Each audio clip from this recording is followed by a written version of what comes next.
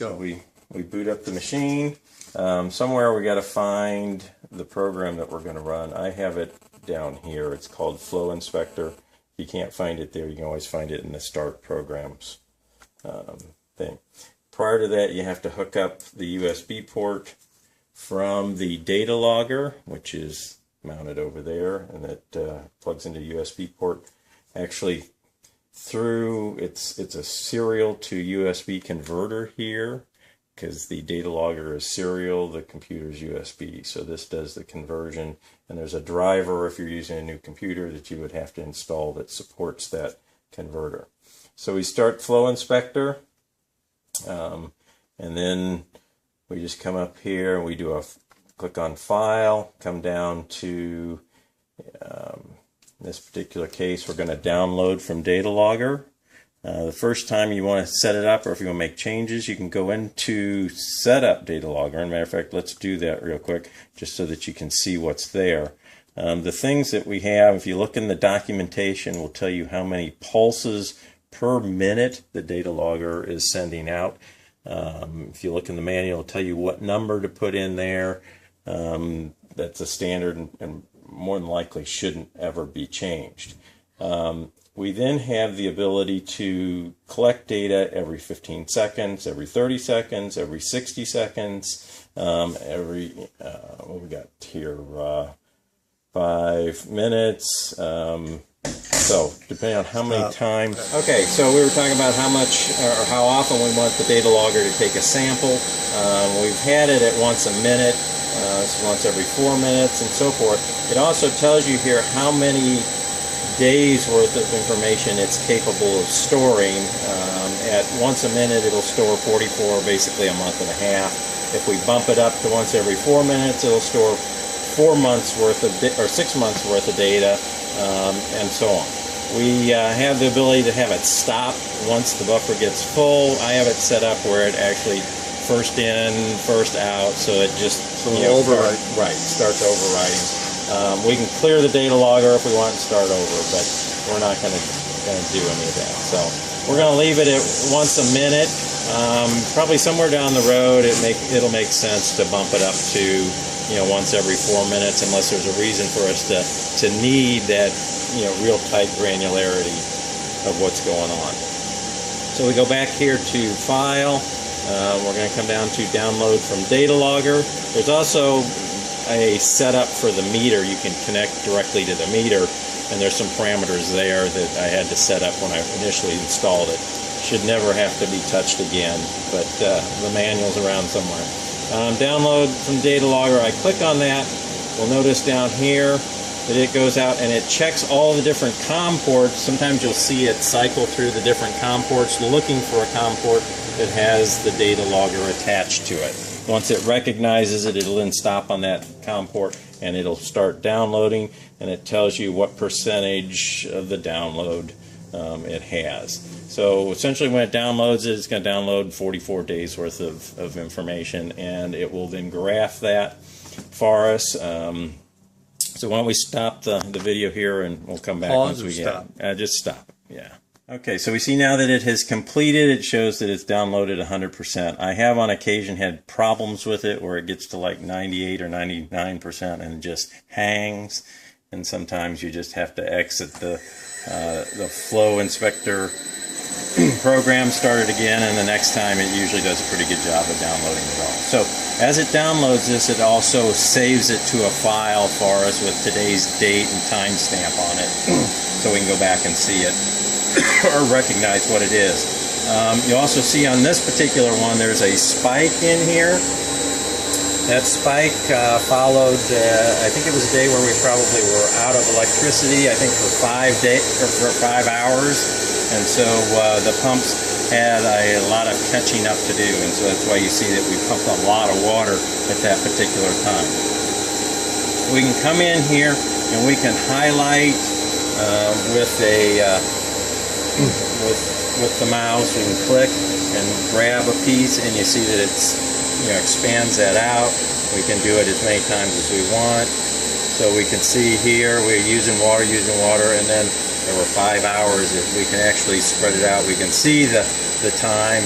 There were about 5 hours that we didn't use any water, and then when the power came on, we used a ton of water. So we can come back up top, we can do show original, and it puts it all back there again. At the what we have right now, it's 44 days worth of stuff. Gallons per minute is what we're seeing here. I like to do a let's see, show, put an average filter on here. If I put an average filter on here of 720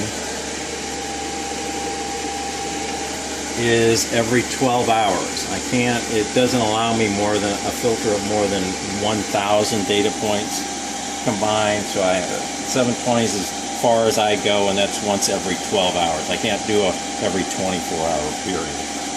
And just say OK. Gives us a little better picture to be able to see what's going on. So you know, we're averaging in here. You know, some of these peaks are probably weekends, and they're weekends, you know, just prior to summer. People come out, they're washing down their boats and stuff, so we, you know, have more water usage. In general, we're using 6 gallons, 6-7 gallons, you know, per minute, per, you know, on a daily or 12-hour basis, I guess, if you will. I also go back to show original if I want. Well, I am showing original. I'm just showing it at a different. So again, just like before, I can, you know, select just specific areas that I want to see. So I could go in and I can look at just, you know, a section in the middle of the night or something if I want to see what kind of water is being used. Now, I also, when I do this, I do a file export. It automatically sticks a name on here, puts it in the same place that it puts the original file for the graphing, and I do save. The file that's being exported is it's a CSV file, comma delimited. It's something that you can load into Excel, and you will see how many gallons it used every minute. So in Excel, you could then go find a place on a Thursday night at 2 a.m. and see how much water is actually being used in theory when everybody's asleep. That gives you an idea of running toilets, or do we have breaks in the line. You know, if we're using 12 hours per minute in the middle of the night, we got a real problem, and more than likely a water line break. If we're down in the 5 or less, seems to be about what we usually see. Ideally, we'd like to see less than that, but that seems to be perhaps some minor cracks or something that we have no idea where they are, and or toilets and whatnot else that are running in the middle of the night. So at this point, I'm done. File, exit out of here. If I want to go look at, let's see, I think, I don't remember where it stores. I don't know if it stores it under users. The owner.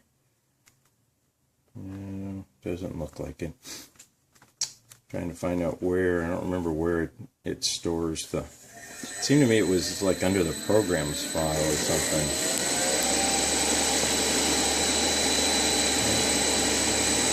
So I think I have a shortcut here for it. Yeah. Okay. So it's an FW work is where this is stored it off of the C drive. So there's a directory right off the root of the C drive. And here's the files. Today's 7/2, so I have 2 files. I have the DLF file, which is the data logger file, which is basically the graph, and then the CSV file that we exported, which if I double click on it, it will load into Excel. And we can then see on a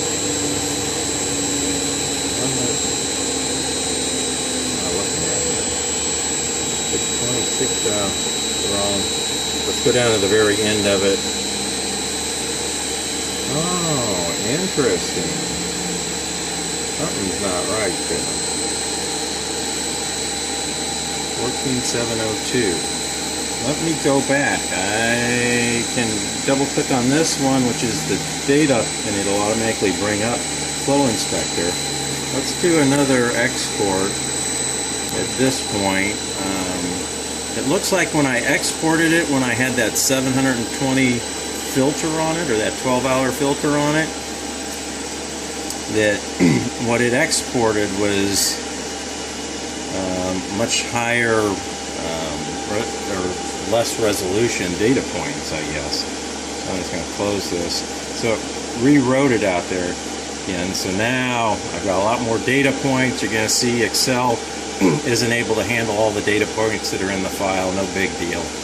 So you'll get the most recent ones. I just say OK. And so now we come all the way down here to the end.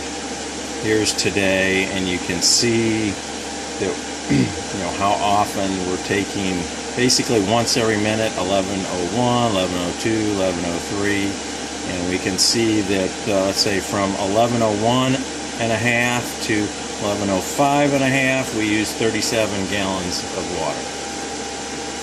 So if we back this up to the middle of the night, go back to, okay, well, here we are.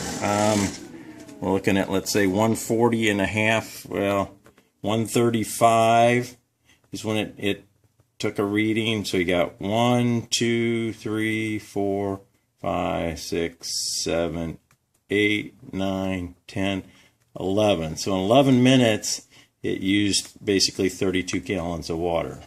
So 32 divided by 11 tells me that I'm using 2.9 gallons per minute in the middle of the night. That's actually not bad. Yeah. Yes, yeah. Especially, this week. I mean, it's a holiday week. We've got people out here that a lot of times we wouldn't have. So. Right. So anyway, so that's what you get by exporting that to that format that you can read in Excel. Any questions? Nope. All right. All right. Stop it. Thank you very much, Steve.